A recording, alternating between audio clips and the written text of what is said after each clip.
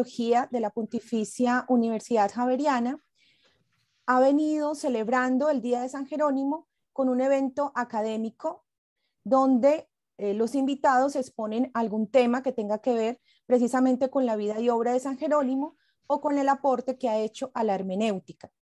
Este año lo hacemos también desde esta perspectiva de América Latina, por eso vamos a tener en el orden del día la intervención del padre Samuel Fernández de la Universidad Católica de Chile, el profesor Juan Alberto Casas de la Pontificia Universidad Javeriana y dos estudiantes del doctorado que pertenecen a los semilleros de la facultad, y que esa va a ser nuestro aporte, nuestra novedad para poder también compartir lo que se está escudriñando en torno a la Biblia.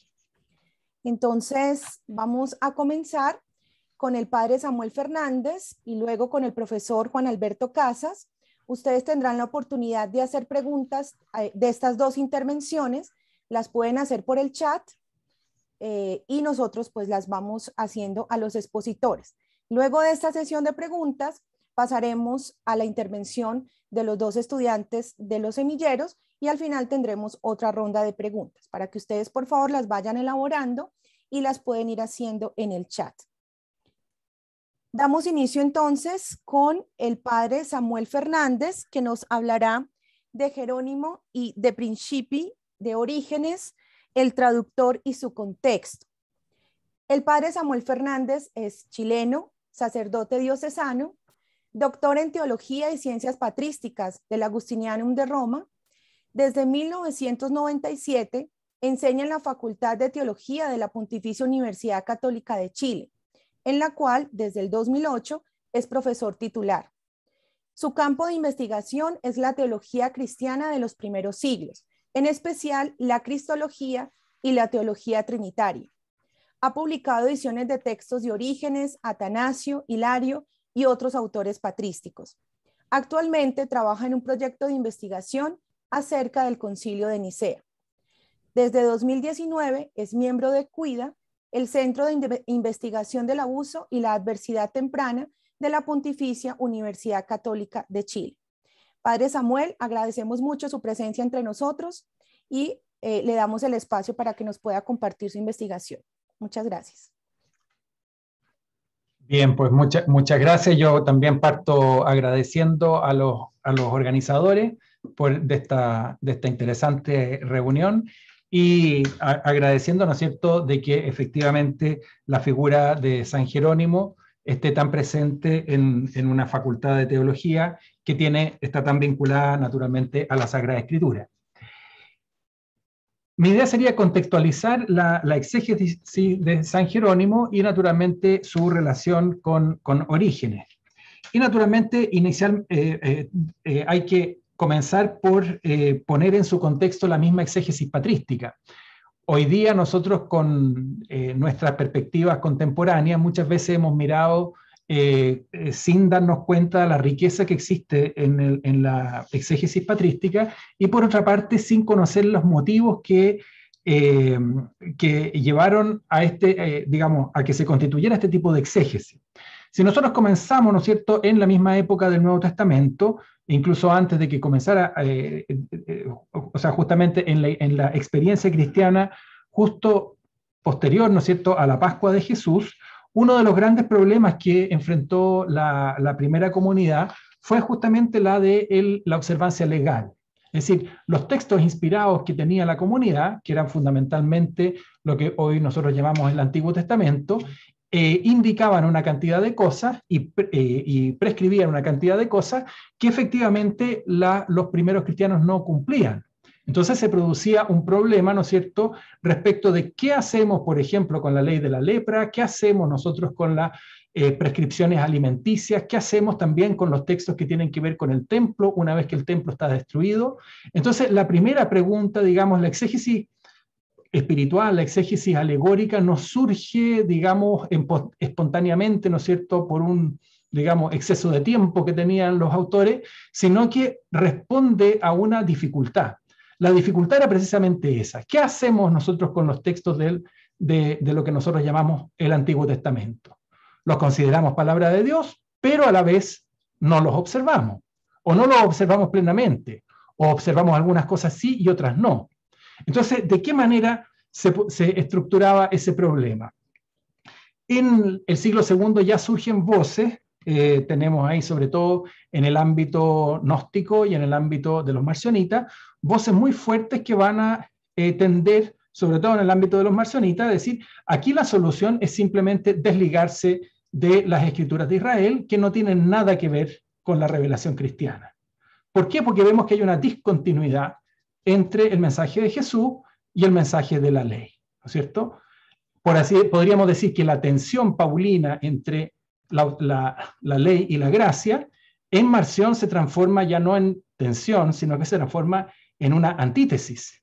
Y en esta antítesis, ¿no es cierto?, ¿con qué es lo que nos quedamos? Nos quedamos, ¿no es cierto?, con el Evangelio y con Pablo, y simplemente desechamos el Antiguo Testamento. Entonces, los inicios del desarrollo de la exégesis espiritual tienen esta motivación. ¿Cómo podemos nosotros, que somos cristianos, seguir considerando de que los textos del Antiguo Testamento, que la ley de Moisés es palabra de Dios, por una parte no observando literalmente lo que ella dice, pero sí considerando la palabra de Dios y manteniéndola? Esta difícil pregunta, ¿no es cierto? Nosotros ya tenemos algunos inicios de respuesta en el mismo Nuevo Testamento, con Pablo, que habla de la circuncisión del corazón, por ejemplo, y este tipo de elementos son pequeñas pistas que van a dar después cabida a un desarrollo mucho más amplio que vamos a tener en Justino, en Ireneo, en Tertuliano, y vamos a llegar luego a Orígenes, que va a ser el que va a hacer el desarrollo mayor de este tipo de exégesis. Orígenes, en el fondo, decía, bueno, aquí, ¿cómo podemos nosotros mantener el texto inspirado cuando encontramos que hay relatos absurdos, que hay relatos que, de hecho, no sucedieron, o que hay relatos también inmorales, ¿no es cierto? La poligamia de los patriarcas, por ejemplo, era un problema. Jesús dice, hagan lo que hizo Abraham, pero por otra parte, Abraham tuvo un hijo con la esclava, ¿no es cierto? Fue polígamo. ¿Cómo resolvemos eso? ¿No es cierto? ¿Cómo resolvemos eso? Entonces, en ese contexto, ¿no es cierto?, Orígenes va a hacer va a elaborar su teología hermenéutica sobre la base de la comprensión de la Escritura como palabra de Dios, pero que tiene diferentes niveles de lectura y que su contenido verdadero es el contenido que está más profundo. Para Orígenes, la mayor parte de la Escritura tiene sentido literal y toda la Escritura tiene sentido espiritual, pero hay algunos elementos que no tienen sentido literal y por eso el exégeta lo que tiene que hacer es pasar, ¿no es cierto?, de la letra al espíritu del texto. Entonces, en este contexto, ¿no es cierto?, la exégesis espiritual, la exégesis alegórica era una exigencia, no era una opción, era una exigencia. Sin la exégesis alegórica no se podría haber salvado el Antiguo Testamento en ambiente cristiano. Ahora, las grandes tensiones de siglo II y siglo III van a ir cediendo, la Iglesia va, digamos, a solidificar su recepción de los libros que llamamos el Antiguo Testamento, y en el siglo IV ya, digamos, va a haber una situación muy distinta en que podríamos decir, ¿no es cierto?, los problemas de los gnósticos y los marcionitas ya eran simplemente un lejano recuerdo. Entonces es en este contexto cuando ya ha pasado la gran urgencia que motivó la exégesis espiritual, en este contexto es cuando entra San Jerónimo en escena. Y por eso nosotros nos vamos a encontrar con que Jerónimo tiene esta ambigüedad, ¿no es cierto?, esta ambivalencia respecto de Orígenes, ¿cierto? Porque nosotros sabemos, Jerónimo inicialmente fue muy cercano, digamos, un gran admirador de Orígenes, ¿no es cierto? Cuando tradujo las homilías sobre el Cantar de los Cantares, en el prólogo dice, Orígenes, habiendo superado a todos en el resto de los libros, en el Cantar de los Cantares se superó a sí mismo, ¿no? Y dice que explicó el Cantar de los Cantares de modo tan magnífico que se le pueden aplicar las palabras que dicen el rey me introdujo en su habitación, ¿no? Que eran palabras que Jerónimo le aplicaba a Pablo, ¿no? En la homilía sobre Ezequiel, Jerónimo dice que Orígenes es el segundo maestro de las iglesias, después del apóstol. O sea, está Jesús, Pablo y Orígenes, ¿no es cierto? Esa es la manera como Jerónimo concibe las cosas.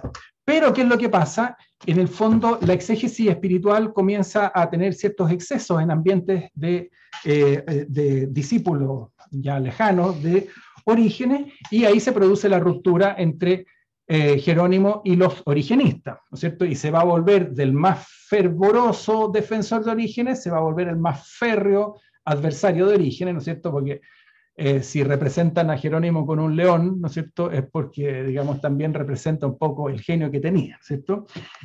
Para que veamos, digamos, el ímpetu de Jerónimo, ¿no es cierto?, critica a los origenistas, ¿no es cierto?, de su época, una vez que ya ha cambiado de posición, y dice: me admiro de quienes hablan mal de la carne, ¿no es cierto?, justamente por el tema de la resurrección de la carne, una cantidad de cosas, el platonismo implícito, etcétera, etcétera, pero dice retóricamente, ¿no es cierto?, me admiro de quienes hablan mal de la carne, que vivan tan carnalmente y que mimen a su enemiga alimentándola con refinamiento, ¿no es cierto? O sea, hablan mal de la carne, pero hay que ver cómo comen, dice, ¿no es cierto?, en pocas palabras, ¿no es cierto?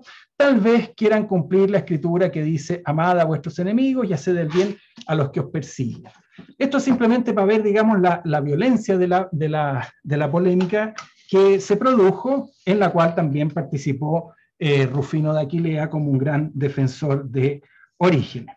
Ahora, una vez, ¿no es cierto?, de que el contexto ya ha cambiado, Jerónimo está en un ambiente en que él puede, por así decir, evaluar ya, digamos, los frutos de la exégesis a distintos niveles, y esa es precisamente la tarea que él va a tener.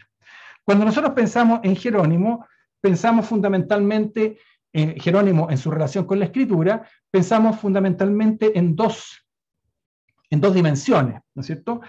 Podríamos decir, la primera es Jerónimo como traductor de la escritura, no solo de la escritura, sino que también fue traductor de muchos textos patrísticos, incluidos muchos de ellos de Orígenes.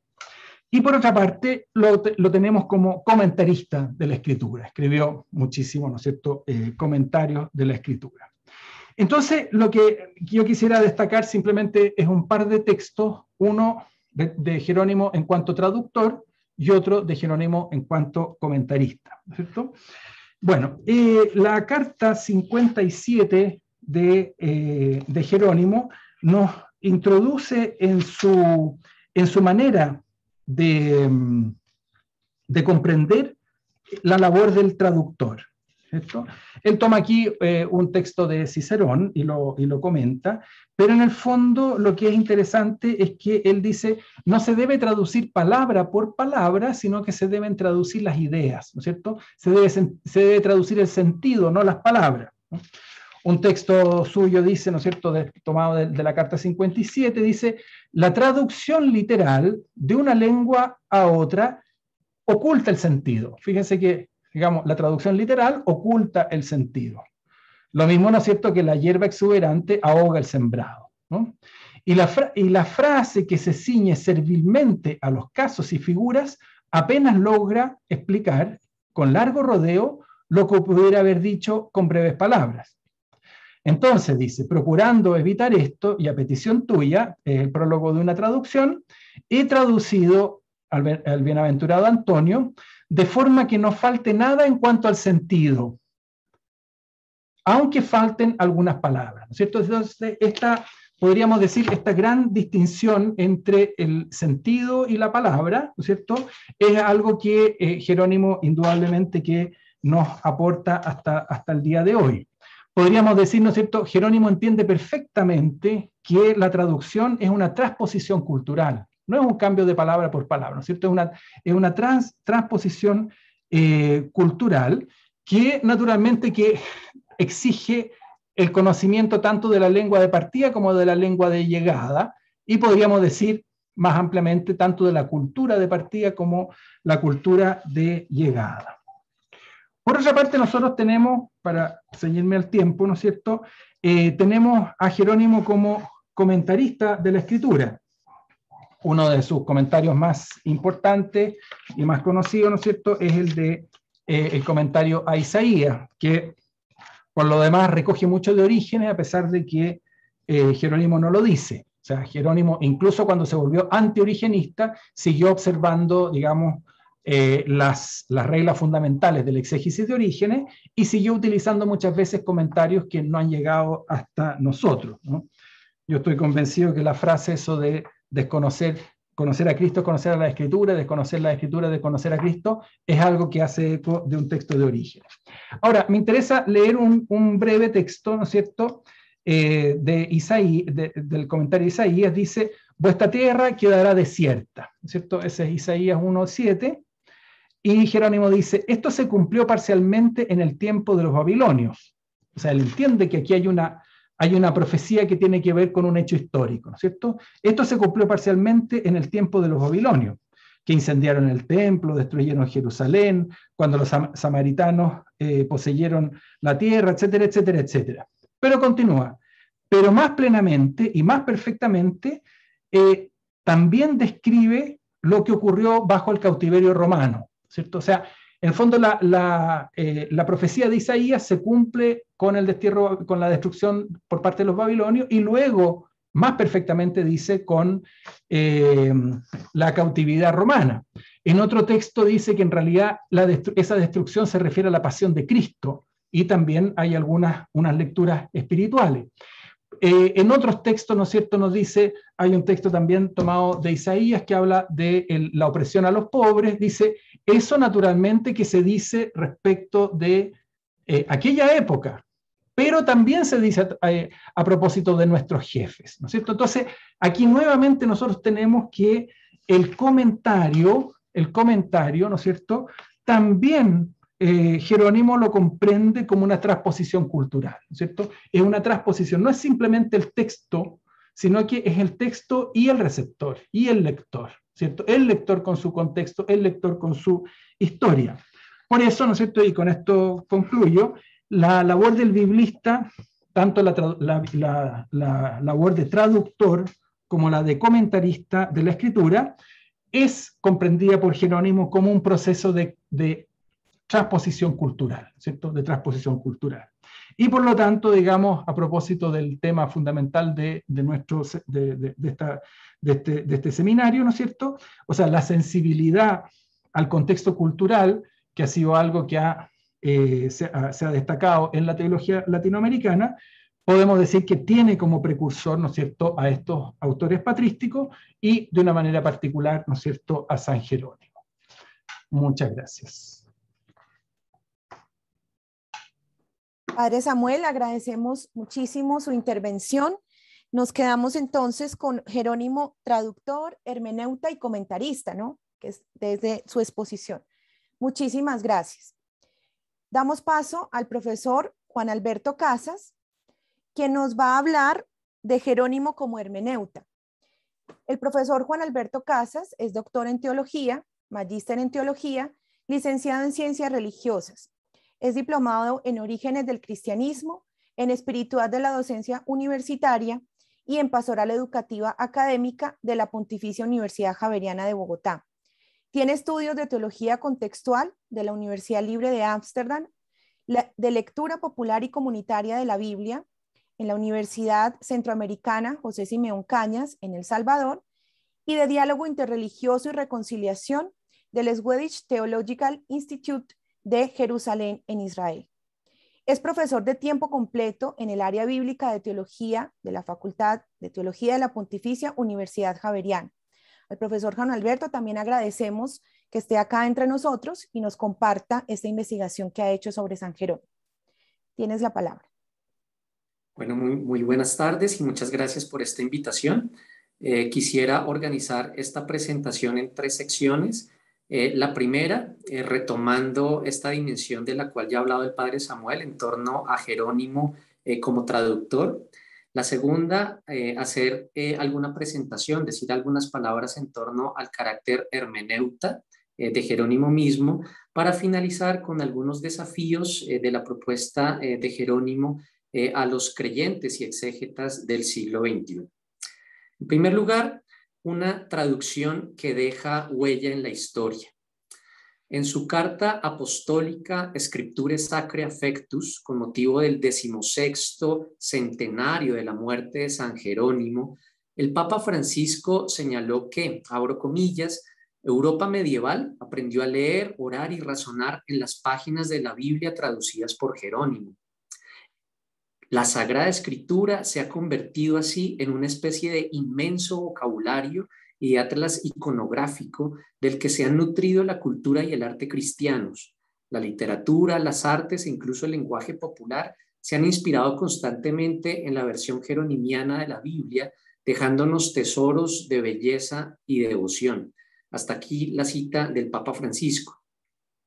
En efecto, la recepción de la traducción de Jerónimo en la historia de la tradición cristiana latina tiene su momento climático cuando en el Concilio de Trento, a través del decreto In Super, la Biblia Vulgata Sixto-Clementina llegó a ser considerada como la versión oficial de la Sagrada Escritura por parte de la Iglesia Católica.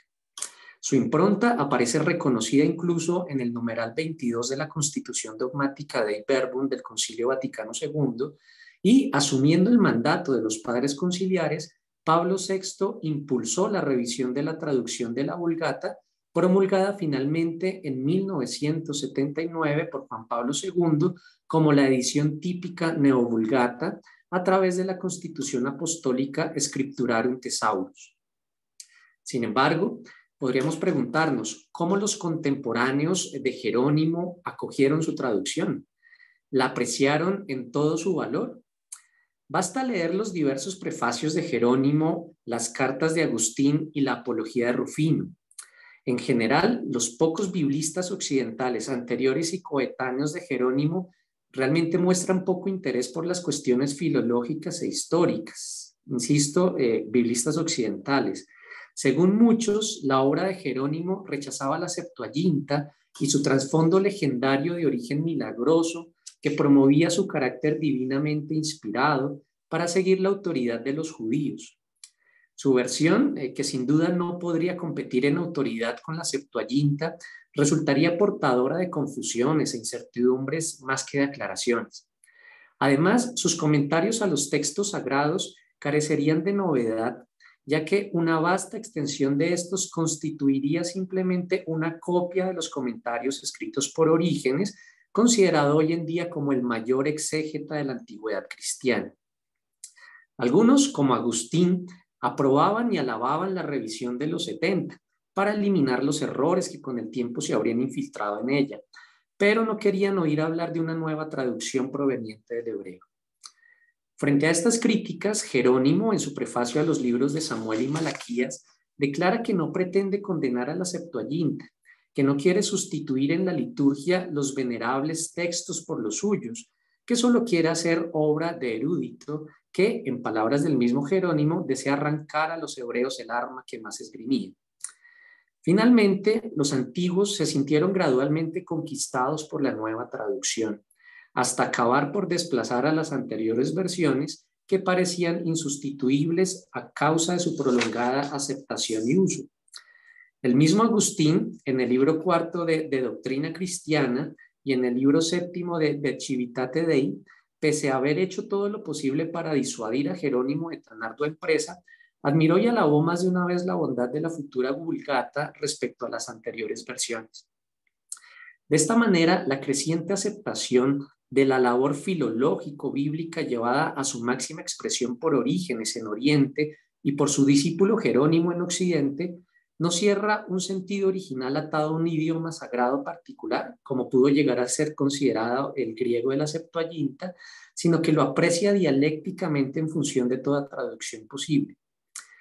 De otra parte, frente a la acusación de plagiario de Orígenes, Jerónimo escribe en el prólogo al segundo libro del comentario a Miqueas, abro comillas, se me acusa de compilar sobre las obras de Orígenes, y se dice que esto constituye una perjudicial contaminación de los autores antiguos.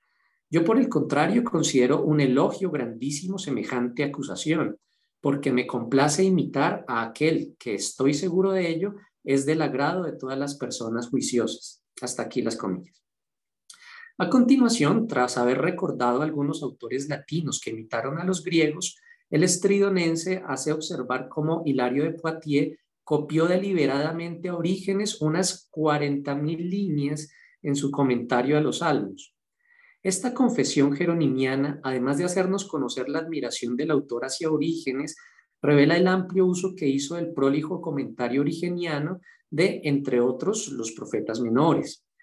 Del maestro oriental aprendió también el interés por los datos filológicos e históricos que plasma en obras como el Liber Locorum y el Liber Nominibus, adaptaciones del onomásticon de Eusebio de Cesarea. Desgraciadamente, la pérdida de las obras del alejandrino no permite mayor cotejo directo con los escritos jeronimianos. No obstante, pese a su innegable dependencia de Orígenes, Jerónimo se muestra más cauto en los comentarios a las epístolas paulinas al tomar distancia de las teorías origenistas de la preexistencia de las almas, la conversión de los justos en ángeles al fin del mundo o la apocatástasis. Incluso, a veces el exégeta latino toma una posición contraria a la de su predecesor griego al rechazar la opinión de aquel, como de costumbre no mencionado por su nombre, según el cual, por ejemplo, Juan Bautista, Ageo y Malaquías no habrían sido verdaderos hombres, sino ángeles en vestidura humana. Pero además de su clara dependencia de Orígenes, Jerónimo apela a menudo a la autoridad de la exégesis rabínica, de donde retoma los diversos relatos hagádicos y la comprensión del sentido literal al que llama historia, según la terminología antioquena, para complementarlos con la exégesis alegórica o tropológica de sus predecesores cristianos, explicitando el sentido mesiánico de los textos. Así, la instrucción recibida de sus maestros hebreos se nota también en la traducción, donde ciertas soluciones interpretativas se inspiran en las leyendas más o menos fantásticas de los rabinos. Por ejemplo, en su traducción a Nehemías 9:7, alude a la fábula de Abraham liberado del fuego de los caldeos, basada en la confusión del nombre propio Ur, que significaría fuego. Como lo señala Dominic Mark en el curso de su vida, Jerónimo bebió de las fuentes de la Biblia tanto geográfica como lingüísticamente. Estudió latín en Roma, griego en Constantinopla y Antioquía, y hebreo en Siria y Palestina. Los principios que guiaron a Jerónimo en su tarea de traducción fueron plasmados en 2 cartas de su epistolario. La 57, dirigida a Pamaquio, de la cual ya ha hecho referencia el padre Samuel, y la 106, dirigida a Sunia y Fretela, además de las numerosas alusiones contenidas en los prefacios que encabezan los diversos libros bíblicos. De acuerdo con tales documentos, el ideal de una traducción consiste en reproducir fielmente el pensamiento del autor elegido. Al fijar el sentido literal de una perícopa, para Jerónimo es ley fundamental recurrir al texto en su lengua original y confrontarlo con las distintas versiones, valiéndose de una prudente crítica textual. La fidelidad, sin embargo, no debe ser demasiado literal, porque de lo contrario podría resultar incomprensible. Toda lengua, en efecto, presenta sus características que hace prácticamente intraducibles algunas expresiones propias.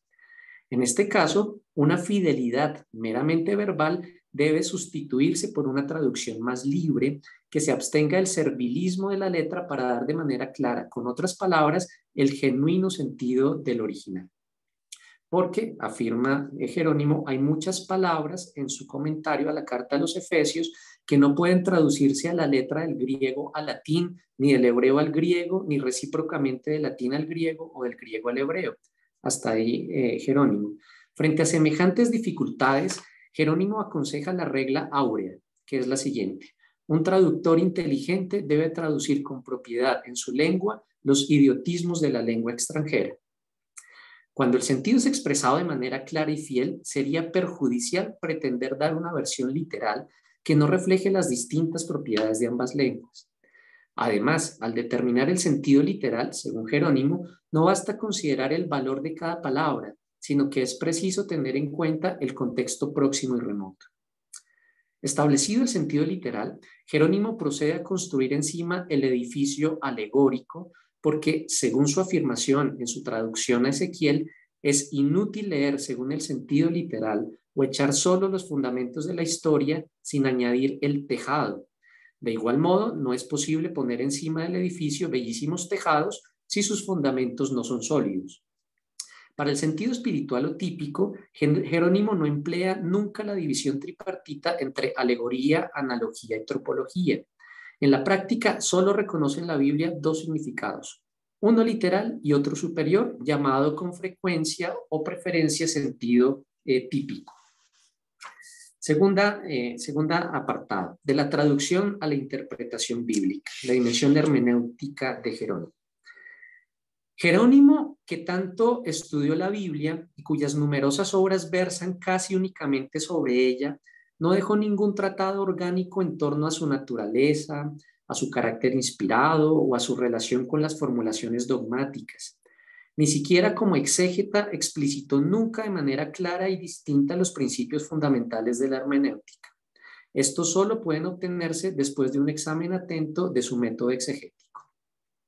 En tal sentido, entiende aspectos como la inerrancia, de acuerdo con los criterios de su época. Así, rechaza de manera absoluta la posibilidad del más leve error en la Biblia. Esta es obra de Dios, el cual no puede mentir. Cuando unos pasajes bíblicos se presentan como contrarios o contradictorios entre sí, Jerónimo afirma de manera categórica que la contradicción no es real, sino solo aparente. En tal caso, hay que estudiar atentamente el contexto y ver si con él queda eliminada la discrepancia. Pero de ninguna manera es lícito tachar de mentira o error el libro sagrado. En otras ocasiones, Jerónimo considera el error como propio de un determinado grupo de códices o como efecto de distracción o ignorancia de los copistas, pero sostiene la absoluta veracidad del texto original. Son célebres las palabras de Agustín dirigidas a Jerónimo en la epístola 114 en el numeral 3. Dice Agustín: yo, en efecto, confieso a tu caridad que he aprendido a sentir honor y reverencia únicamente hacia aquellos libros de la Escritura que han sido reconocidos como canónicos, de manera que creo firmísimamente que ninguno de sus autores cae al escribir en error. Y si en estos libros nos choca alguna observación contraria a la verdad, no dudo en afirmar que o bien el códice está corrompido, o el traductor no ha comprendido lo que se decía, o yo no lo comprendo. Hasta aquí la cita de Agustín. De este modo, aunque Jerónimo no se planteó nunca de forma coherente el problema de la inspiración bíblica con todas sus consecuencias, solo se limitó a repetir la doctrina tradicional según la cual la Biblia es un libro divino inspirado y no puede contener ningún error. La Biblia es para Jerónimo la fuente principal del ascetismo. En su tratado sobre el Salmo 77, afirma que la Sagrada Escritura es como un prado lleno de flores. Dice Jerónimo, abro comillas: por un lado llamé a la rosa, por otro destaca el candor de los lirios. Hay variedad de flores. Nuestra alma se siente atraída acá y allá para coger las más bellas flores. Pero si cortamos la rosa, dejamos el lirio. Si nos llevamos el lirio, quedan las violetas. Según otra metáfora basada en las leyendas judías, en su tratado sobre el Salmo 147, afirma que la Biblia es como el maná que para cada palabra tenía el gusto apetecido. Jerónimo consideraba, empero, que para que el estudio de la Biblia fuese eficaz, no debe ser meramente especulativo, sino que debe producir frutos en la cotidianidad de quien la estudie. Ello no es en realidad otra cosa que una progresiva penetración en el misterio de Cristo. Así, en su comentario a Miqueas, sostenía que las escrituras son provechosas para el lector cuando se pone en práctica lo que se lee. Y en su comentario a Gálatas señaló que la escritura es útil a aquellos que escuchan cuando nada se dice sin Cristo, cuando nada se profiere sin el Padre, cuando el que predica no pretende comunicar nada sin el Espíritu Santo. En el prólogo a su comentario a Efesios expresó que si hay algo que pueda sostener en esta vida al hombre sabio y persuadirle a conservar un ánimo esforzado entre las angustias y el torbellino del mundo, creo que esta cosa es ante todo la meditación y el conocimiento de las Escrituras. Ya para finalizar, desafíos de Jerónimo para los exégetas y creyentes en general del siglo XXI. En este punto me quiero remitir a las anotaciones del Papa Francisco en su carta apostólica Scripturae Sacrae Affectus, de las que hice referencia al inicio de esta intervención. Dice el Papa lo siguiente, abre comillas: desde su estancia en Roma a partir del 382 y la conformación de un grupo de estudio riguroso de las Escrituras con varias mujeres aristócratas romanas como Marcela, Paula y su hija Eustoquio, el trabajo bíblico de Jerónimo se reveló como un esfuerzo realizado en la comunidad y al servicio de la comunidad, modelo de sinodalidad. El fundamento de esa comunión es la Escritura, que no podemos leer por nuestra cuenta. La Biblia ha sido escrita por el pueblo de Dios y para el pueblo de Dios bajo la inspiración del Espíritu Santo. Solo en esta comunión con el pueblo de Dios podemos entrar realmente con el nosotros en el núcleo de la verdad que Dios mismo quiere comunicarnos. En los últimos tiempos, los exégetas han descubierto el genio narrativo y poético de la Biblia, exaltado precisamente por su calidad expresiva. Jerónimo, en cambio, lo que enfatizaba de las Escrituras era más bien el carácter humilde con el que Dios se reveló, expresándose en la naturaleza áspera y casi primitiva de la lengua hebrea, comparada con el refinamiento del latín ciceroniano. Por tanto, no se dedicaba a la Sagrada Escritura por un gusto estético, sino, como es bien conocido, solo porque lo llevaba a conocer a Cristo, porque ignorar las Escrituras es ignorar a Cristo. Jerónimo nos enseña que no solo se deben estudiar los evangelios y que no es solamente la tradición apostólica presente en los hechos de los apóstoles y en las cartas la que hay que comentar, sino que todo el Antiguo Testamento es indispensable para penetrar en la verdad y la riqueza de Cristo. Jerónimo es nuestro guía porque, como lo hizo Felipe con el eunuco en Hechos 8:35, lleva a quien lee al misterio de Jesús. También porque asume responsable y sistemáticamente las mediaciones exegéticas y culturales necesarias para una lectura correcta y fecunda de la Sagrada Escritura. La competencia en las lenguas en las que se transmitió la palabra de Dios, el cuidadoso análisis y evaluación de los manuscritos, la investigación arqueológica precisa, además del conocimiento de la historia de la interpretación. En definitiva, todos los recursos metodológicos que estaban disponibles en su época histórica lo supo utilizar de manera armónica y sabia para orientar hacia una comprensión correcta de la escritura inspirada. Con su traducción, Jerónimo logró inculturar la Biblia en la lengua y la cultura latina, y esta obra se convirtió en un paradigma permanente para la acción misionera de la Iglesia. De este modo se establece una especie de circularidad. Así como la traducción de Jerónimo está en deuda con la lengua y la cultura de los clásicos latinos, cuyas huellas son claramente visibles, así ella, con su lengua y su contenido simbólico y de imágenes, se ha convertido a su vez en un elemento creador de cultura. El trabajo de traducción de Jerónimo nos enseña que los valores y las formas positivas de cada cultura representan un enriquecimiento para toda la Iglesia. Los diferentes modos en que la palabra de Dios se anuncia, se comprende y se vive con cada nueva traducción enriquecen la escritura misma, puesto que, según la conocida expresión de Gregorio Magno, esta crece con el lector, recibiendo a lo largo de los siglos nuevos acentos y nueva sonoridad. La inserción de la Biblia y del Evangelio en las diferentes culturas atestigua que la Biblia necesita ser traducida constantemente a las categorías lingüísticas y mentales de cada cultura y de cada generación, incluso en la secularizada cultura global de nuestro tiempo. Finalmente, es posible establecer una analogía entre la traducción como acto de hospitalidad lingüística y otras formas de hospitalidad.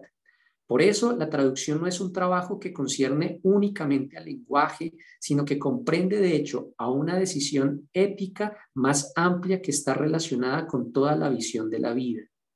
Sin traducción, las diferentes comunidades lingüísticas no podrían comunicarse entre sí. Nosotros cerraríamos las puertas de la historia y negaríamos la posibilidad de construir una cultura del encuentro. En efecto, sin traducción no hay hospitalidad y se fortalecen las acciones de hostilidad. El traductor es un constructor de puentes. ¿Cuántos juicios temerarios, cuántas condenas y conflictos surgen del hecho de ignorar el idioma de los demás y de no esforzarnos con tenaz esperanza en esta prueba infinita de amor que es la traducción? Hasta aquí el Papa Francisco y hasta aquí mi intervención. Muchas gracias. Al profesor Juan Alberto, muchísimas gracias por esta presentación y por los aportes que ha dado también desde el estudio que usted ha hecho de San Jerónimo. Bueno, en este orden de ideas, después de haber escuchado al padre Samuel Fernández, al profesor Juan Alberto, quisiera empezar, aunque hay preguntas del público, por hacer una pregunta a ambos. El padre Samuel ha dicho en su exposición, como ya lo mencionaba, o ha presentado a Jerónimo en su faceta de traductor, hermeneuta y comentarista. Y ha dado una categoría, que de hecho hay una persona en el público que también ha hecho esta pregunta, de la transposición cultural, ¿sí? Por su parte, el profesor Juan Alberto ha hablado de la labor de orígenes filológico-bíblica y ha dicho que Jerónimo, como su discípulo, ha seguido también esta línea filológica bíblica. También ha dicho que uno de los métodos de Jerónimo, pues, de traducción de la Biblia, sería retomar la lengua original, ¿no? Y contrastarla con las versiones, luego hacer crítica textual y guardar una cierta fidelidad al texto, ¿no? Se hablaba también, profesor, de que esta fidelidad, pues necesariamente en algún momento se ve contrastada con el contexto. Entonces, la pregunta para ambos, teniendo en cuenta estas categorías que se han usado acerca de Jerónimo, es si es posible separar al Jerónimo traductor del hermeneuta, o si es posible hacer traducción sin interpretación y sin esa transposición cultural, pues, de la que hablaba. Sería esa la pregunta para ambos. Si quiere el padre Samuel y luego el profesor Juan Alberto. Bien, bueno, yo creo que es muy interesante la pregunta y engloba varias cosas que se han dicho. Efectivamente, no se puede separar el traductor del hermeneuta, y no solamente eso, sino que, o sea, si nosotros pensamos cuando uno lee la escritura, incluso si uno la leyera en el idioma original, ya la entonación de la voz que uno le da, esa es una interpretación. O sea, no se puede leer sin interpretar. Entonces, ¿qué es lo que yo creo que la filosofía del lenguaje en los últimos siglos nos ha enseñado? En realidad está muy relacionado con lo que pensaban los antiguos, digamos de otra manera. Pero ¿qué es lo que podríamos decir? Claro, la exégesis moderna del siglo XIX, etcétera, ponía una gran atención al texto y una gran atención al contexto cultural e histórico del texto, pero suponía que el exégeta era un científico que por lo tanto era plenamente objetivo y no estaba involucrado en el asunto, y por lo tanto podía tener una especie de encontrar el sentido del texto, ¿no? ¿Qué es lo que ha pasado? La filosofía del lenguaje ha echado abajo eso, y la exégesis patrística, que fue tan despreciada a inicios del siglo XX, hoy día es muchísimo más valorada, precisamente porque la filosofía del lenguaje le ha dado, digamos, este respaldo. Entonces yo me atrevería a decir, claro, la preocupación por el texto y la preocupación por el contexto histórico y cultural del texto es algo que nos ha acompañado hace mucho tiempo en ámbito occidental. Pero tanto los padres de la Iglesia como la filosofía del lenguaje contemporánea nos llevan a tener mucha mayor atención al lector y a su contexto cultural, y que en el fondo no hay lector neutro, ni siquiera lector, mucho menos traductor y mucho menos intérprete, ¿no? Muchísimas gracias, padre Samuel, por esta claridad. Profesor Juan Alberto. Sí, concuerdo plenamente con lo que el padre Samuel ha comentado, y creo que este es un llamado de atención especialmente en el ámbito de los estudios bíblicos, porque a veces encontramos textos, incluso posiciones desde la exégesis bíblica, que llega a afirmar que un elemento es la exégesis y otro elemento es la hermenéutica. Incluso se llega a entender la exégesis como el tratar de develar qué dice el texto, mientras que la hermenéutica haría parte del proceso de actualización de los textos, como qué nos quiere decir el texto. Ese es un llamado de atención porque nos está diciendo que no puede existir ese tipo de separación. De hecho, incluso antes de cualquier aproximación exegética al texto, tenemos ya una posición hermenéutica de entrada que está marcada también por los condicionamientos y las precomprensiones que tenemos y que tienen todo aquel que se acerca no solo al texto bíblico, sino a cualquier texto. Detrás de toda aproximación textual hay también una posición hermenéutica. En términos de Gadamer, él llega a afirmar precisamente en torno a la reiteración en torno a los prejuicios. Yo lo llamo los filtros a través de los cuales nos aproximamos a los textos mismos y que constituyen pues todas aquellas precomprensiones, prejuicios y preconceptos que recibimos desde nuestra cultura, desde nuestra educación, desde nuestra misma lengua, que de alguna manera nos predisponen en la aproximación al texto y también predispone el tipo de lectura que hagamos de ellos. Insisto en esto que el padre Samuel decía, no existe una aproximación neutral a los textos y eso lleva también a repensar la comprensión tradicional que tenemos de objetividad como una simple asepsia cuando hacemos exégesis. Esto no ocurre así. Es necesario poner sobre la mesa y tomar conciencia sobre cuáles son aquellas precomprensiones que tenemos frente a los textos mismos. Eso involucra el mismo ejercicio de la traducción. Detrás de toda traducción hay también unas opciones, unas apuestas lingüísticas, filológicas, pero también ideológicas que están detrás de los procesos de traducción que es necesario tener en cuenta y ponerlos también sobre la mesa. Muchísimas gracias, profesor Juan Alberto, también por esta claridad. El padre Uriel Salas, también profesor del área bíblica de la Facultad de Teología de la Pontificia Universidad Javeriana, tiene otra pregunta del público. Padre Uriel. Bien, hay dos preguntas más para el padre Samuel. En la misma medida, quien quiera hacer preguntas, pues simplemente las puede digitar en el chat y bueno, las vamos socializando con nuestros expositores. Al padre Samuel, pregunta Steven Valencia. Es un docente de la Universidad de Pereira, una ciudad aquí en Colombia. Se interesa mucho por el pensamiento de Jerónimo y quisiera tal vez algún tipo de profundización sobre esto que usted mencionaba, padre Samuel, sobre el debate entre Jerónimo y Orígenes, como qué otros, digamos, detalles relevantes se podrían mencionar al respecto. Esa es la pregunta. Perfecto. Bueno, naturalmente, Orígenes vivió en el siglo III, Jerónimo cuarto y quinto, ¿no es cierto? Entre Orígenes y Jerónimo está el Concilio de Nicea y está, digamos, el giro constantiniano, que significó mucho para el desarrollo de la teología, para la institucionalización de la iglesia, etcétera, etcétera. Entonces, yo diría dos cosas, ¿no es cierto? Una es que Orígenes, así como comprende distintos niveles en la escritura, más que literal y espiritual, podríamos decir diversos niveles de lectura de la escritura, él tiene una sensibilidad pedagógica también muy profunda y reconoce que hay elementos que han sido claramente anunciados por los apóstoles, que esos son, por así decir, obligatorios, y hay un amplísimo margen de investigación.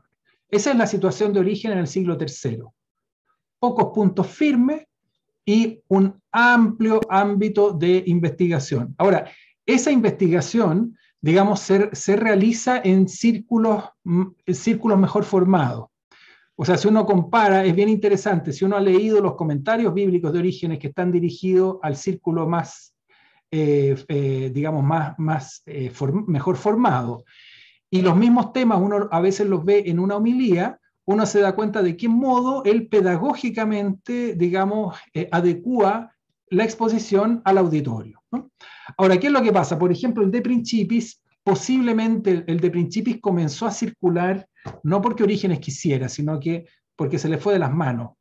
Y entonces, ¿qué es lo que pasó? La investigación en las cosas más problemáticas cayó en una lectura más amplia. Ahora, después de Orígenes tenemos el Concilio de Nicea, tenemos el giro constantiniano, hay una unificación, se tiende, digamos, a buscar una unidad doctrinal. Uno podría decir, Orígenes dice, lo que dijeron los apóstoles es que el Hijo proviene del Padre antes de los siglos. En el siglo IV ya no se discute eso, sino que se discute cómo proviene el Hijo del Padre antes de los siglos. Si por generación, si por esto, de la usía o no de la usía, etcétera, etcétera. O sea, en el fondo se va perdiendo pluralismo teológico y se van clarificando cosas, ¿no es cierto? Es un proceso que no es idéntico, digamos, son dos lados de la misma moneda en cierto sentido, pero esta pérdida de pluralismo con esta clarificación de la doctrina.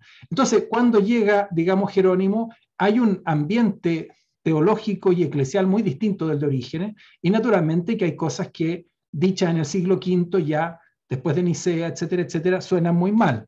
Ahora, Jerónimo fundamentalmente se enfrenta a los origenistas más que a Orígenes mismo.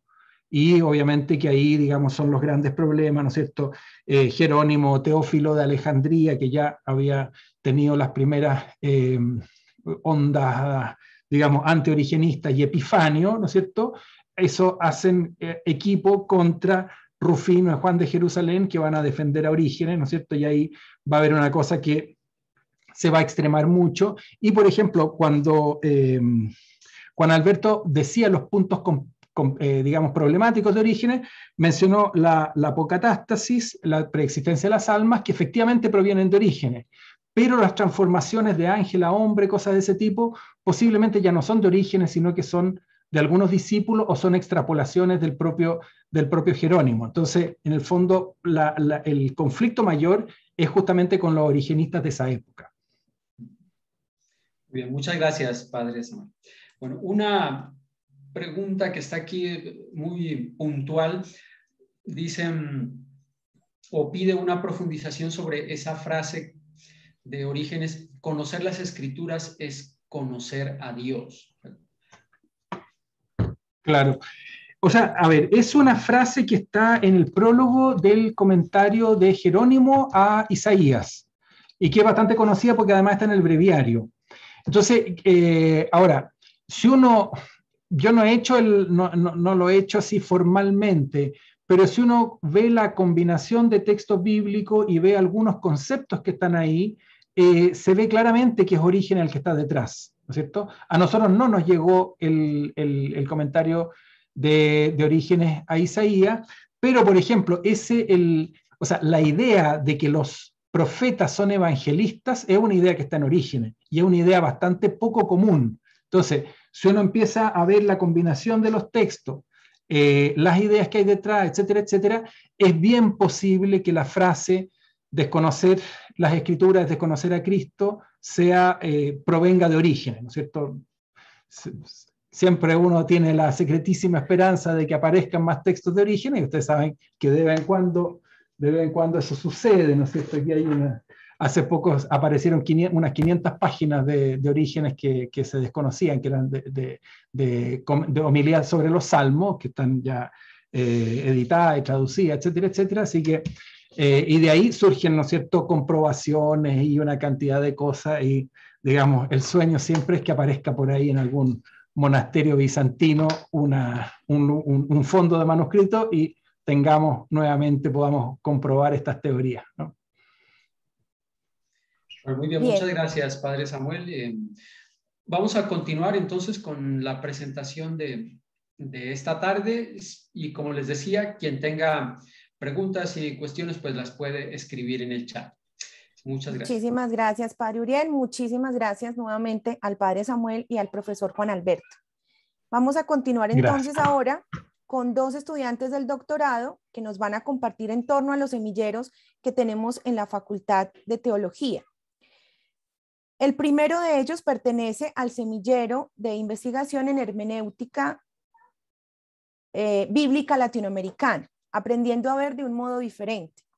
Este semillero fue creado en marzo de 2017 con el objetivo de apoyar la formación de competencias investigativas de los estudiantes en el campo específico de la hermenéutica bíblica. Para ello, busca ahondar en las fuentes hermenéuticas de la lectura bíblica en el contexto propio de la experiencia cristiana en América Latina y en Colombia. En la actualidad, el semillero está conformado por 4 profesores, 3 estudiantes de doctorado, 2 estudiantes de maestría, 2 estudiantes de pregrado y 4 egresados. El tutor es el padre Carlos Montaño, quien es el coordinador del área bíblica de nuestra facultad. El semillero, para quienes estén interesados, se reúne cada martes de 4 a 5:30 y en la actualidad suma 72 protocolos que dan cuenta de procesos académicos que se han adelantado durante estos años de reflexión sobre la hermenéutica bíblica latinoamericana en nuestra Facultad de Teología. A este semillero pertenece el padre Guillermo Vázquez. Él es misionero claretiano, licenciado del Pontificio Instituto Bíblico de Roma, Es profesor de Sagrada Escritura por más de 30 años, principalmente en la Universidad Pontificia Bolivariana de Medellín y en otros muchos ámbitos académicos y pastorales. Ha trabajado especialmente los evangelios sinópticos y la persona y los escritos de San Pablo. Actualmente termina su investigación doctoral sobre la recepción de Pablo y sus cartas auténticas en la hermenéutica bíblica latinoamericana a partir de artículos de la revista Ribla. Al padre Guillermo le agradecemos también su presencia entre nosotros y el aporte que nos traerá esta tarde. Padre Guillermo, tiene la palabra.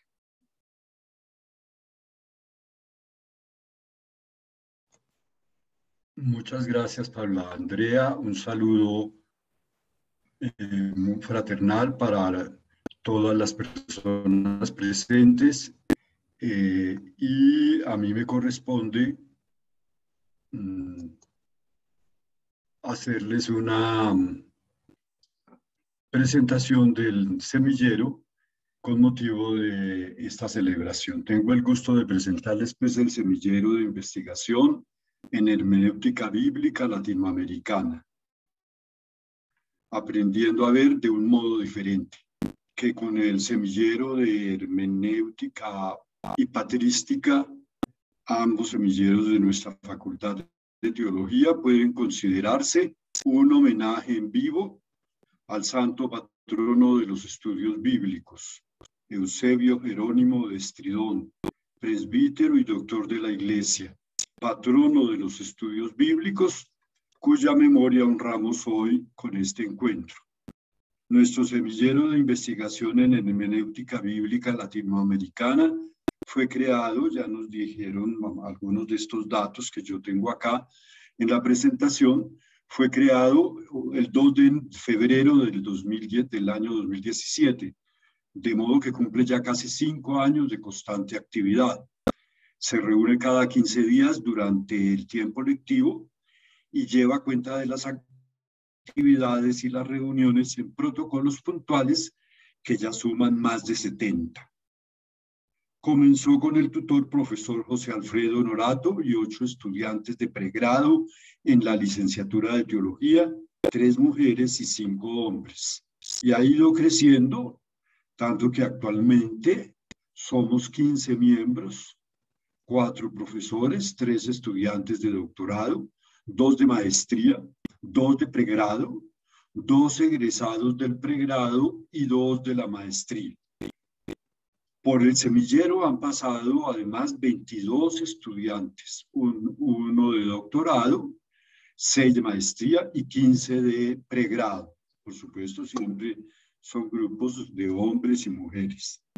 El semillero surgió como respuesta a las orientaciones sobre fomento de la investigación en nuestra universidad y está conformado según dichas orientaciones, un grupo de profesores y de alumnos, alumnas de diversos niveles dedicados a investigar conjuntamente, en nuestro caso, el activo mundo de la hermenéutica bíblica latinoamericana, la lectura creyente del pueblo de Dios que interpreta la palabra a la luz de su fe comprometida con la liberación de los pobres.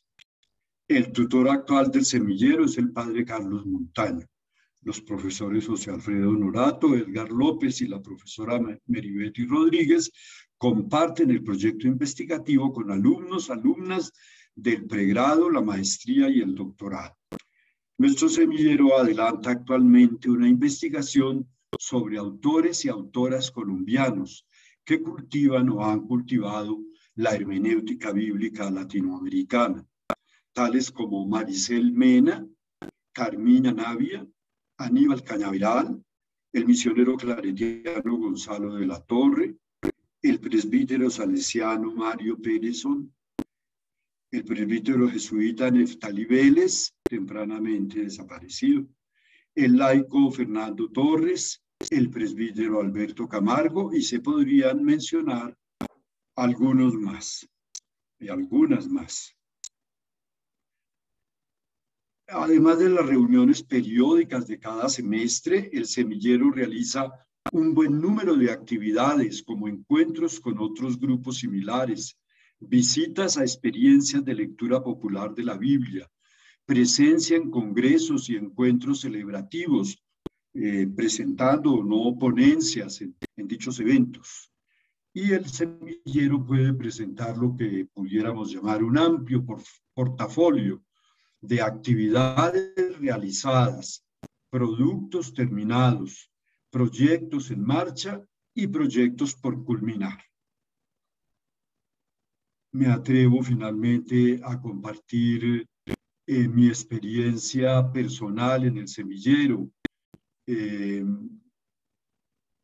pidiendo pues su comprensión, contándoles que comencé el doctorado con la idea de hacer la tesis sobre el tema de la libertad en San Pablo. Así llegué pues a los seminarios de habilitación para el doctorado. La libertad en San Pablo, así sin más. El profesor José Alfredo, quien aceptó amablemente asesorar mi trabajo, me invitó a participar en el recién creado en ese entonces semillero de investigación en hermenéutica bíblica latinoamericana. Y allí tuve un feliz reencuentro con la teología latinoamericana, con su mediación hermenéutica liberadora. Y hice un descubrimiento que me tiene asombrado, y es que descubrí la dimensión del movimiento bíblico latinoamericano, del llamado movimiento bíblico latinoamericano, fundado en la praxis de la lectura comunitaria de la Biblia y manifestado en múltiples realizaciones en todo el continente y en el Caribe, universidades, centros bíblicos y teológicos, editoriales, revistas y numerosas publicaciones, cursos, congresos, páginas y sitios en Internet.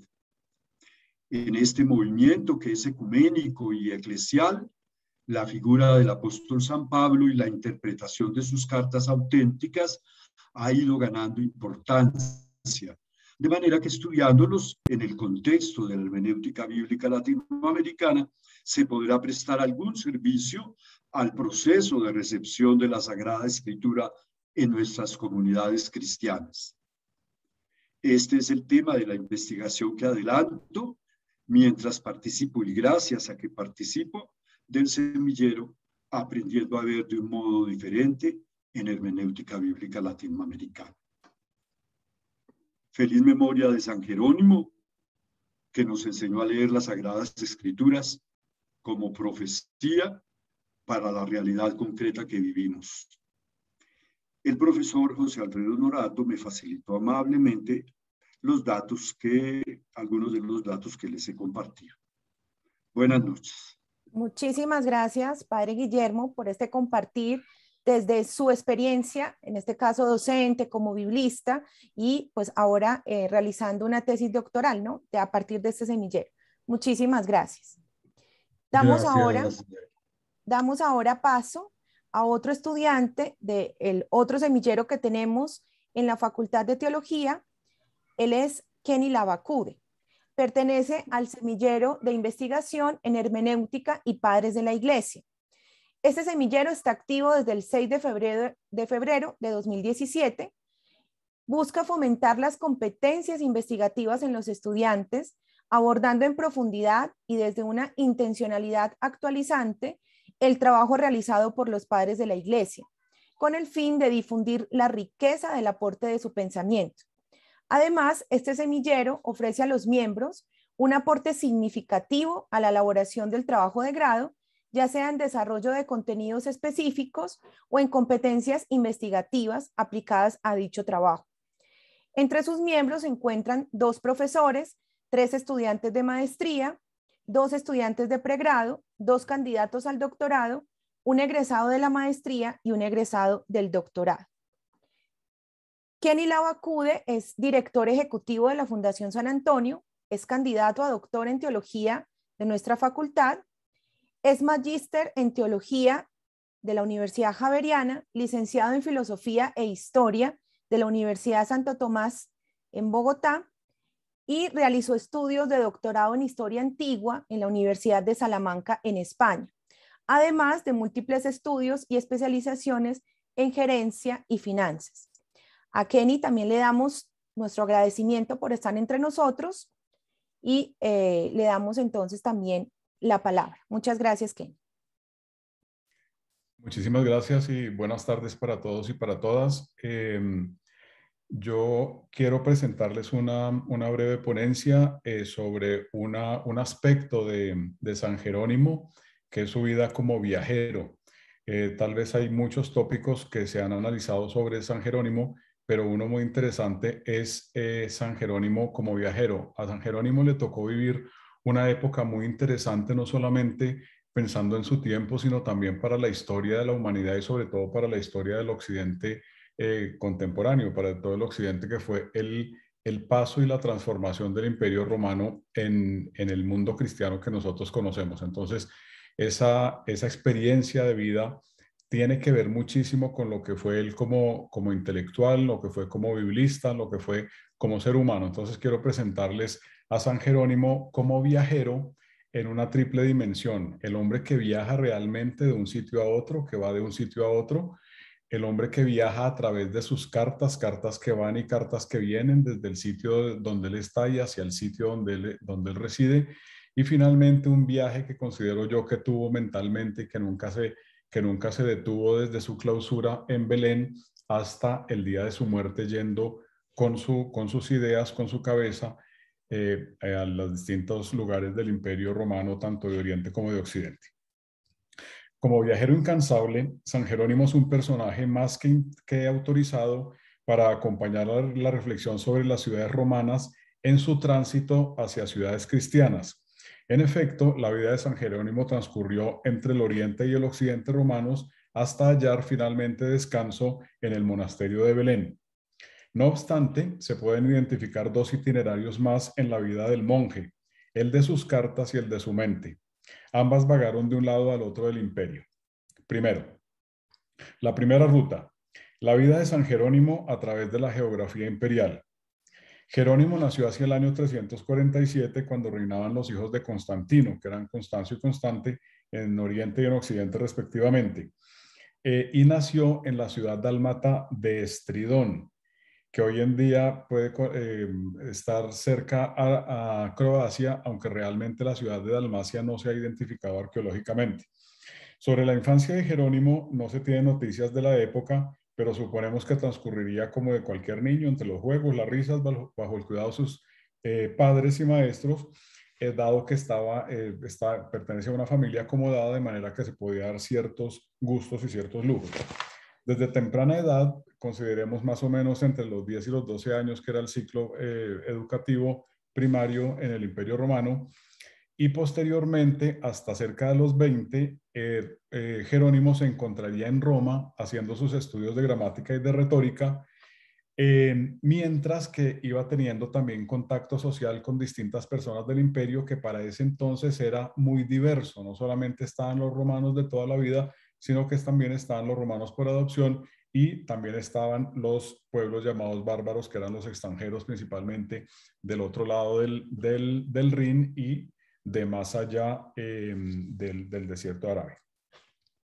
En Roma, el joven Jerónimo se deja impresionar por diferentes elementos de la fe cristiana y, animado por un particular grupo de amigos con quienes acude a las basílicas y a las tumbas de los mártires, que ya era una práctica muy habitual entonces, recibe el bautismo y se introduce en la comprensión de una fe en expansión, una fe que, a pesar de ya llevar un poco más de 3 siglos de cristianismo, todavía necesita armarse de un aparato de comprensión de lo que son todos sus símbolos, todas sus creencias, todo su credo. Entonces, no es que pareciera que en el siglo IV y V el cristianismo ya está muy desarrollado, pero realmente todo el proceso de desarrollo del cristianismo en todos los sentidos fue y ha sido muy, muy, muy lento. Entonces estuvo Jerónimo en este proceso de estudios durante todos estos años, más o menos hasta la edad de los 20 años. Posteriormente, de Roma, regresa a su ciudad natal y de ahí va a una ciudad que marcó también un hito muy importante para él, que fue la ciudad de Aquileia o Aquileia. en la ciudad vecina a Estridón, es más o menos el año 370, y Jerónimo dedica sus días y su talento a afianzar sus conocimientos sobre el cristianismo. En este tiempo amplía su círculo de amigos. Jerónimo va a estar siempre rodeado de muchos amigos y también de muchos enemigos, y también de enemigos que se convierten en enemigos, por lo que ya hablaban anteriormente de él, y que es tan característico de la biografía de Jerónimo, que fue su carácter. En este tiempo, el tiempo de Aquileia, amplía todos sus conocimientos y despierta esa vena del polemista que lo va a acompañar durante toda su vida. Y este rasgo de ser tan polemista, unido al carácter tan explosivo, es el que lo aleja de los círculos intelectuales de la ciudad de Aquileia y lo obliga a realizar una especie de huida hacia Antioquía. El viaje a Antioquía es especialmente importante para Jerónimo porque allí van a ocurrir algunas situaciones límites para él. Por una parte, se enfrenta a la experiencia de la muerte de sus amigos Inocencio e Hilas, quienes murieron a causa de las penurias del viaje, y la enfermedad también sufrida por Jerónimo, pues porque era un viaje realmente demasiado largo, con unos medios de comunicación muy complicados y unas condiciones climáticas también muy difíciles. Por otro lado, afronta un problema que quizás lo atormenta desde hace muchísimos años, y es la lucha interna con el paganismo y el cristianismo, una situación existencial de disociación interior que pedía urgente solución. El momento más álgido del enfrentamiento interior de Jerónimo, de ese enfrentamiento suyo entre lo que es el cristianismo y el paganismo, está reflejado en el llamado sueño jeronimiano que conocemos tanto y que está representado tanto en obras de arte, en donde supuestamente Jerónimo sueña que le dice a la majestad divina que él es cristiano, pero la majestad le dice que él no es cristiano, que él es ciceroniano, y hay un enfrentamiento que incluso lo siente él físicamente con azotes que le manda la divinidad a infligirle a Jerónimo, reflejando esa lucha entre lo que era el paganismo y el cristianismo, y las personas, los romanos, que se sentían muy orgullosos de su identidad romana, pero que a su vez estaban interesados e iban asumiendo esa nueva identidad cristiana. El sueño de San Jerónimo hace parte de la epístola 22, escrita por San Jerónimo a su discípula Eustaquia, con la finalidad de exaltar la castidad en la vida monástica y promover el ayuno, la oración y las prácticas ascéticas de dichos ambientes. Esta carta 22 es maravillosa en cuanto a ascética, en cuanto a mística, pero realmente lo que nos sobrevivió y lo que todos conocemos principalmente es el sueño jeronimiano, que tuvo pues una grandísima celebridad, porque muestra la lucha interna del monje de Belén entre su amor por la cultura clásica y su fidelidad a la nueva cultura cristiana. Incluso muchas personas creen que Jerónimo nunca soñó, nunca tuvo ese sueño, sino fue una forma de dar a entender esa lucha que había entre lo romano y lo cristiano, y hasta el mismo Rufino niega que ese sueño sea legítimo. La consolidación de su fe en un dramático ambiente, junto con el ánimo impulsivo de Jerónimo, lo llevan al siguiente paso de su itinerario, que es el paso de monje. Jerónimo va de Antioquía al desierto de Calcis, y ahí, que está más o menos a 100 kilómetros de distancia, y ahí va a tener durante 2 años la experiencia del desierto, entre el 375 y 377, una experiencia que no resultó para nada agradable, pero sí muy fructífera en cuanto que estudió la lengua hebrea. En ese contexto del desierto, pues estuvo expuesto a muchísimas tentaciones. La soledad no parece haberle hecho mucho bien, ni tampoco los sacrificios que él mismo se infligió.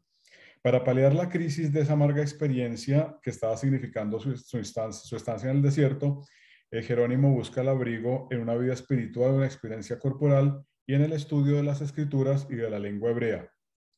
En el desierto también Jerónimo toma parte en las distintas disputas religiosas que de Oriente a Occidente iban circulando, de las cuales hablaron mis anteriores ponentes. El genio y el carácter de Jerónimo no eran compatibles con el desierto, y su experiencia anacorética terminó muy rápido, como les dije, en 2 años. Hacia el año 377, Jerónimo regresa a Antioquía, donde pasa una breve temporada y posteriormente viaja a Constantinopla. Allí en Constantinopla es descubierto, por decirlo así, su talento, y su valía en el año 382, y Paulino y Epifanio le piden que vaya y asista en Roma como una especie de secretario, una especie de enviado. El concilio había sido convocado por el Papa Dámaso con el fin de definir las disputas de Oriente que amenazaban con crear un cisma en toda la iglesia. Aparentemente el buen desempeño de Jerónimo en el concilio le granjeó la simpatía del Papa Dámaso, quien lo nombró una especie de colaborador. Por eso la iconografía de San Jerónimo lo ponen con un sombrero y un escudo de cardenal, que obviamente pues eso no es posible porque en esa época no existían los cardenales, pero sí parece que tuvo una posición importante a nivel de colaboración, de ayuda y de asistencia al Papa Dámaso. En esa época y a solicitud del Papa, Jerónimo revisa la versión latina de los evangelios, iniciando de esta forma su labor como traductor y exegeta. Jerónimo alterna sus labores oficiales en la sede apostólica con la enseñanza y la dirección espiritual a diferentes grupos cristianos, principalmente a mujeres, a quienes instruye en la interpretación bíblica, y con quienes funda una escuela ascética alabada y criticada en diversos círculos paganos y cristianos. Nuevamente, el carácter tan radical generaron animadversión hacia su persona, principalmente entre el clero y en la corte del Papa Dámaso. Además, en muchos círculos hicieron carrera también muchos chismes y comentarios respecto a San Jerónimo y sus relaciones con estas discípulas que tenía, principalmente con Paula, una matrona rica asidua a las enseñanzas de San Jerónimo. Muere el Papa Dámaso hacia el año 384 y eso hace que el clero que tenía animadversión hacia San Jerónimo entre en un conflicto con él, y él entra a su vez en un conflicto con lo que hacía y decida, sintiéndose acosado por las calumnias y demás, decida irse definitivamente de Roma hacia buscar un refugio en la clausura y decide hacerlo en Palestina. Este es el contexto que sirve de marco al viaje sin regreso de Jerónimo desde Roma hacia Tierra Santa, que si ustedes ven, él lo ven en las cartas 61 a la 72, se parece mucho a los viajes de San Pablo. Entonces, más o menos un itinerario parecido, lo que nos permite pensar que había un itinerario como de peregrinación hacia Roma, que también está pues en las memorias de Egeria. Este viaje ya a Belén es un viaje sin retorno.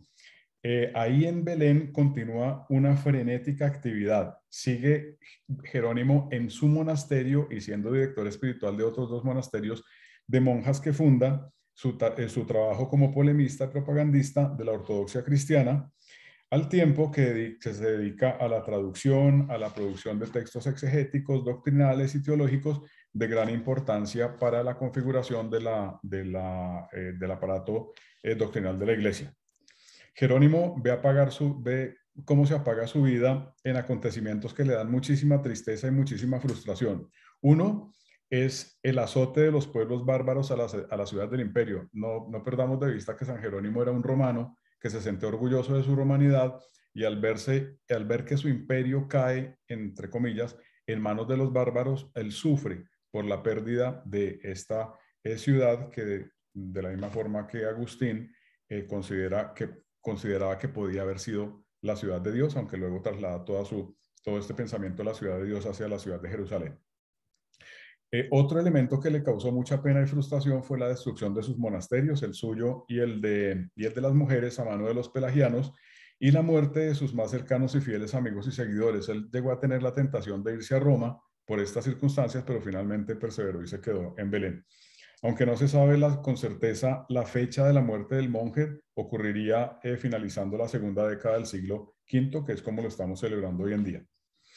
La segunda ruta de los viajes de San Jerónimo es la ruta de las cartas. No solo los viajes... Te quedan 2 minuticos. No solo los viajes de San Jerónimo nos muestran este Homo Viator, sino también el viaje de sus cartas.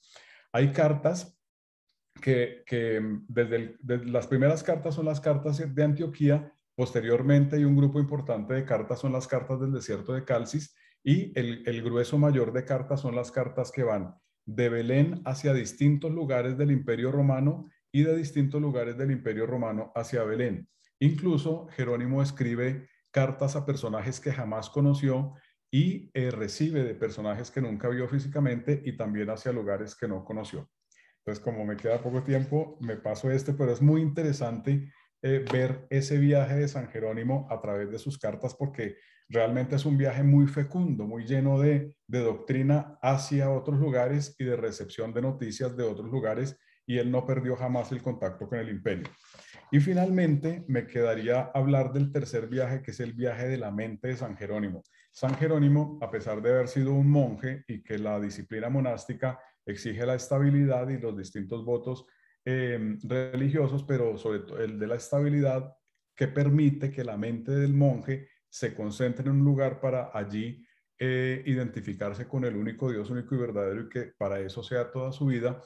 Pues San Jerónimo parece que fue un muy buen monje en todos los sentidos, menos en el sentido mental, porque estuvo permanentemente divagando y permanentemente preocupado por la suerte del imperio, qué estaba pasando con el imperio, qué estaba pasando con la ciudad romana, con la ciudad de Roma, y cuál iba a ser el destino de esa ciudad, cuál era la suerte de sus amigos, cuál era la suerte de sus enemigos, qué estaba pasando con las distintas herejías que se presentaban en ese entonces.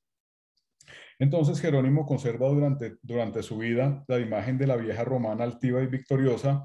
Además se mantuvo orgulloso de su pasado glorioso, sin que esto le permitiera dirigir hacia ella las peores críticas. Jerónimo establece con Roma una profunda y ambigua relación que va permanentemente de la alabanza al reproche, de la añoranza al rechazo, del amor al desprecio. Pero también el monje de Belén elaboró la imagen de una nueva Roma, la Roma cristiana, la ciudad viva que en su proceso de desarrollo, como si se tratara de un ser humano, experimenta la realidad del pecado y de la gracia. Cuando Roma cae, Jerónimo se lamenta y sufre, pero no solo por una ciudad, sino por dos, la clásica y la cristiana, mientras que en él despierta la esperanza de una nueva ciudad, síntesis de las anteriores, que es la ciudad romana cristiana. Muchas gracias. Muchas gracias a ti, Kenny, por tu intervención y tu aporte. Damos entonces nuevamente las gracias a los dos expositores, al padre Guillermo Vázquez, que nos habló de la hermenéutica bíblica latinoamericana desde el semillero, aprendiendo a ver de modo diferente, y Kenny, que nos ha aportado desde el itinerario de Jerónimo. Ahorita hablábamos con el padre Samuel y con el profesor Juan Alberto desde este ejercicio exegético, hermenéutico, interpretativo. De pronto aprovechar ustedes dos, que son candidatos a doctores, que hacen parte de esos semilleros de la facultad, para preguntar si ustedes notan alguna diferencia en hacer este tipo de hermenéutica o este acercamiento interpretativo a los textos desde América Latina. ¿Hay alguna diferencia o alguna novedad o algún aporte en hacer este tipo de ejercicios desde América Latina? Si quiere el padre Guillermo, por favor, y luego Kenny desde su experiencia en los semilleros.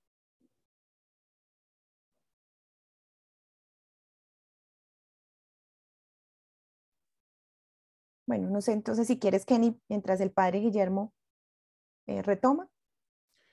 A mí me parece indudablemente que la vida de una persona y sus experiencias tienen muchísimo que ver con lo que las personas hacen y con lo que las personas conceptúan y posteriormente enseñan.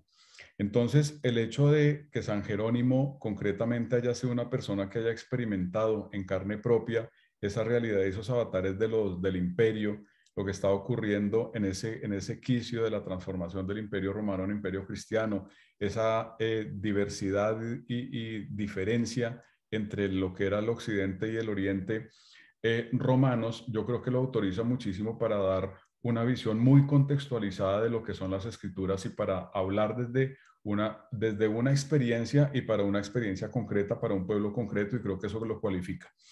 Eso a mí me hace pensar que las personas que hoy en día de una u otra manera evangelizamos o presentamos la novedad de nuestro Señor Jesucristo, lo tenemos que hacer desde una realidad contextualizada, y nuestra realidad concreta es América Latina. Yo pienso que una persona que sale del colegio a la universidad y de la universidad a la cátedra sin haberse tocado de la riqueza, de la riqueza y de la diversidad y de los sueños y las frustraciones y los dramas de nuestros pueblos, quizás se puede quedar un poco corto en su interpretación. Entonces yo creo que el testimonio de San Jerónimo, un hombre que viajó con su corazón, con su mente, con su cuerpo, por su realidad, es una persona muy autorizada y nos da testimonio de cómo debemos interpretar, no solamente desde la cabeza, ni siquiera solo desde la cabeza y el corazón, sino desde la experiencia con todas las personas y sobre todo con las personas más sufrientes. Muchísimas gracias, Kenny. Si el padre Guillermo creo que ya está por acá con nosotros. Padre Guillermo. Paula, ¿podría repetirle la pregunta? Creo que él estaba desconectado cuando la formulaste. Bien, pero está ya por acá. Sí, ya me encuentro acá. Listo. Padre, estaba preguntándole a Kenny y ahora le pregunto si usted como candidato a doctor que está haciendo este estudio exegético desde Pablo, desde una universidad en Bogotá, que pertenece a este semillero en hermenéutica bíblica latinoamericana, ¿usted siente alguna diferencia, algún aporte, alguna novedad en hacer este tipo de hermenéutica desde América Latina? ¿Lo puede usted de pronto reflejar en esta participación con el semillero? Yo creo que sí, y lo expresé en lo que dije. Yo llegué con la idea de hacer una investigación como en abstracto sobre la libertad en San Pablo. Tal vez pensaba en su contexto cultural, obviamente, pensaba en el imperio, pensaba en él como ciudadano romano, pensaba en su lucha interior por la libertad, por su libertad personal, en sus enseñanzas sobre la libertad. Pero lo pensaba como en ese campo, simplemente, como en el campo el contexto en el que se movió, el contexto cultural, histórico en el que se movió San Pablo. Con mi experiencia en el semillero descubrí precisamente ese ámbito de la realidad inmediata en la cual estamos implicados. Y por lo tanto,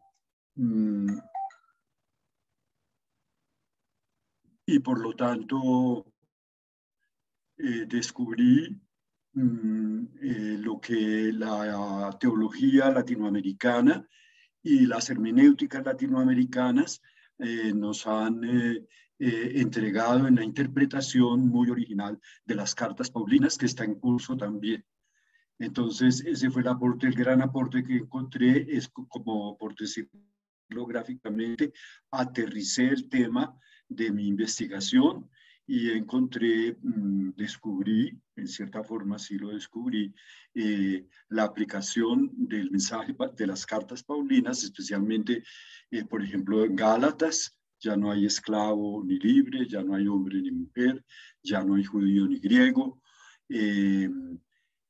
Su actitud, pues, frente a tantas realidades, por ejemplo, frente a la esclavitud, la interpretación de la carta a Filemón, la interpretación desde Latinoamérica de la carta a los romanos, un tema digamos, tan difícil porque pues los grandes teólogos y los grandes exégetas lo han tratado. El Satames hizo pues el esfuerzo de interpretar la carta a los romanos en la realidad latinoamericana. Entonces tenemos un campo muy fecundo de estudios paulinos y entonces se trata de presentar eso, la recepción, pero como el campo es tan amplio, precisamente se escogió una pequeña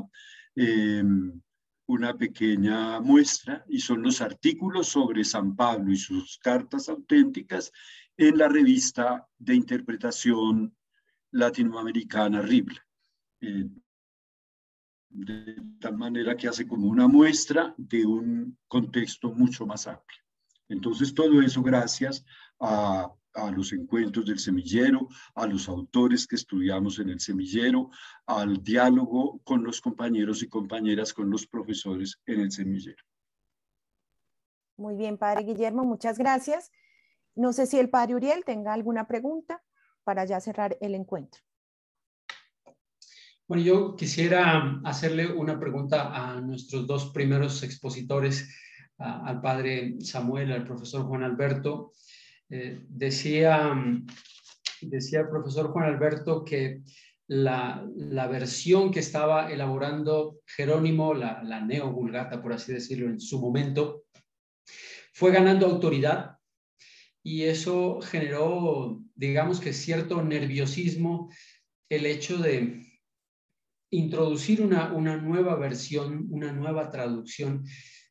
Sin embargo, cuando se consolidó, la autoridad que ganó fue incluso mayor que las versiones anteriores. Y leyendo ese fenómeno en el caso de Jerónimo y trayéndolo a nuestra actualidad acá en Latinoamérica, ¿cuáles podrían ser, digamos, pautas metodológicas de ese modo de hacer hermenéutica de Jerónimo que nosotros deberíamos aprender y apropiar para hacer hermenéutica bíblica aquí en Latinoamérica? ¿Cómo orientarían ustedes esa búsqueda, pues, de todos nosotros en la hermenéutica latinoamericana hoy, tomando ese referente de Jerónimo que llegó a ganar tanta autoridad en el cristianismo en general? Padre Samuel, démosle la palabra primero. Bien, muchas gracias por la pregunta. Yo creo una breve respuesta. Yo creo que a propósito de lo que decía Guillermo, que efectivamente, o sea, hacer hermenéutica en Latinoamérica no es lo mismo que hacer hermenéutica en otro lugar. Yo creo que una de las cosas importantes de hacer hermenéutica en Latinoamérica es que yo creo que somos más conscientes de que estamos haciendo una hermenéutica situada. Ahora, el problema es que todavía en la cultura teológica aparece como que la teología que se hace en Europa es como la teología en general, abstracta, ¿no es cierto? Y nuestras teologías son teologías situadas, cuando en realidad la teología, hágase donde se haga, siempre es una teología situada. Digamos, simplemente por ilustrarlo, a mí que soy latinoamericano, leyendo literatura, digamos, de patrística, se supone literatura especializada en patrística sobre el siglo III, sobre el siglo IV, cuando es de área alemana, uno con ¿qué se encuentra? Con la pelea Trento-Lutero, ¿no es cierto? Uno se la encuentra en todos lados, ¿no es cierto? Si Orígenes en realidad le está dando la razón a Lutero o le está dando la razón a Trento, digamos. Entonces, obviamente que posiblemente con menor claridad de que ellos están haciendo trabajo teológico situado, ¿no es cierto? Se supone que esos son como los trabajos en general y en cambio los nuestros son, por así decir, situados. Entonces yo creo que aprender de Jerónimo esto en el fondo, el conocimiento de la cultura de partida y la cultura de llegada, digamos, eso nos puede también dar buenas pistas para la hermenéutica actual. Gracias. Muchas gracias. Juan Alberto. Aquí es importante hacer una precisión en torno a la novedad de Jerónimo, en el sentido de que él no es el primero en hacer traducciones al latín de la escritura. En términos generales, ya existen a partir del año 200 lo que se van a llamar las versiones, las Petrus latinas, ¿sí? La novedad va a estar en que especialmente el ejercicio de traducción que él hace con respecto al Antiguo Testamento no está retomado de la versión de la Septuaginta, sino de la Biblia hebraica. En ese sentido, él va a establecer un arco de interpretación y de encuentro con las tradiciones judías y hebreas que se habían de alguna manera disociado o distanciado de este mundo latino-romano que se ha estado construyendo ya desde el periodo constantiniano. Ahora, ¿cómo traer esto como un aporte para la realidad hermenéutica latinoamericana? Jerónimo, en primer lugar, hace un ejercicio de volver a las fuentes. ¿sí? Que no es original tampoco de Latinoamérica, lo encontramos también en todos los movimientos que confluyen en el Concilio Vaticano II, pero ese mismo hecho de volver a las fuentes retoma la fuerza y originalidad del cristianismo desde su trayectoria milenaria y también desde sus fuentes iniciales, en el sentido también de que establece un encuentro cultural que no tiene una dimensión puramente sincrónica, sino también a través de las culturas que existen históricamente. Recordemos que ya para la época de Jerónimo se ha desarrollado una sensación o una cierta experiencia de antijudaísmo por parte de algunas tradiciones cristianas radicales, y el hecho de que él vaya hacia las fuentes del judaísmo mismo implica también un proceso de valoración y de reconocimiento de esa tradición judía que ya está siendo puesta en entredicho por este tipo de perspectiva antijudía. Lo que podemos encontrar en la tradición o como aporte enriquecedor a la perspectiva latinoamericana es la valoración, por una parte, de las culturas propias que tenemos en nuestro contexto, el hecho también de encontrar la necesidad de ir a las fuentes culturales, en nuestro caso de los pueblos originarios latinoamericanos, como un enriquecimiento no solo a la cultura, sino también a la espiritualidad, volviendo también a la idea de la misma inculturación y al ejercicio de traducción de las mismas propuestas, de las mismas estructuras culturales que tenemos. Ahí creo que hay una riqueza que todavía es importante recuperar y visibilizar, como el encuentro con estas que en algún momento se llamó subculturas, pero también con expresiones culturales de pueblos nativos, de pueblos originarios, pueden enriquecer precisamente la dimensión de la catolicidad del cristianismo, reconociendo que también hay en ellos lo que Justino llama las semillas del verbo, el logos espermáticos, que es necesario reconocer en el encuentro entre el evangelio y las diversas culturas. Creo que ahí hay una tarea muy importante para seguir realizando. Muchas gracias, Juan Alberto. Paula. Bueno, no nos queda más que agradecer de verdad a los 4 expositores su aporte a esta reflexión hermenéutica que hacemos en honor a San Jerónimo, a quien hemos llamado también nuestro patrono. Agradecer también como ese entusiasmo y esa invitación que nos hacen a todos los presentes a seguir eso, ¿no? Leyendo la Biblia con ese ánimo que lo hacía él también, ánimo colaborativo, colectivo.